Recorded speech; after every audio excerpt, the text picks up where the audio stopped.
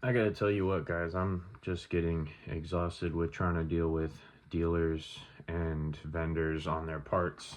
It's Friday morning. I'm trying to get a part for a customer and call the dealer. It's an air dryer on a Cascadia, and because I'm not out at the truck, I don't know what dryer it's gonna take. Just want to get part numbers, see what kind of the dealer, the freightliner dealer here locally, is asking for the dryer and everything like that. And it's insane anymore. I don't know at what point. Parts have always been crazy. I've been in this industry 10 years. That's always been a pain point for people, because people got to make their money. But I don't know when it just jumped to just being extortion to get and find these parts. Like, it's awkward even having to tell the customer some of these prices sometimes. Like, I was get called about an air dryer, and we got to talking about what all it comes with and everything. I told them this is what I needed, gave them the VIN, everything like that, and they said, yeah, that dryer, that's a Wabco dryer. They're like, oh, it's a $1,500 and a $200 core. And I've been around the biz, like I know, parts, nothing's cheap anymore, but that's an insane rate in my opinion. I gotta go, it's a dryer, that's all. And the person on the phone, they said, well, we could probably work with you on pricing a little bit. Let's see what we could do. And I'm like, okay, whatever. I'm thinking, okay, well, they could probably drop it down to like 1,300. There's still gonna be, vendors super cheap.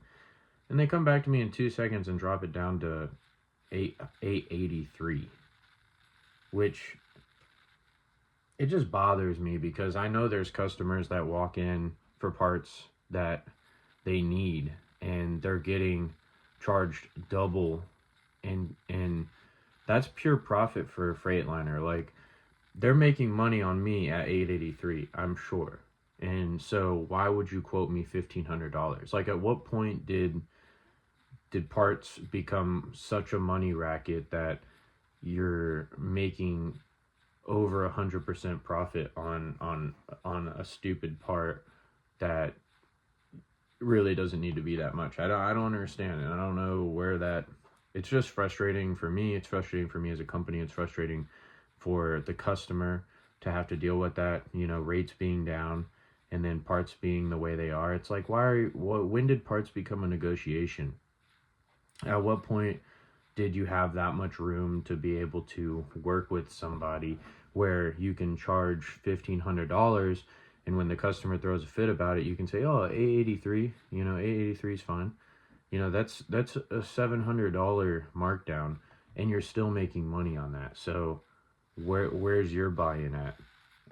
It's just frustrating, and but you'd never go to Walmart and buy an item from Walmart, and then when you get to the checkout, try and negotiate whatever that price is. And so why are we having to do this with vendors selling tangible items? It doesn't make sense. Stick to your pricing. That's your pricing. That should be it. It's an exchange. It's not a service. It's across the board, should be pretty universal. And it's absurd to me that these dealers can get away with charging 200% markup on a already expensive part.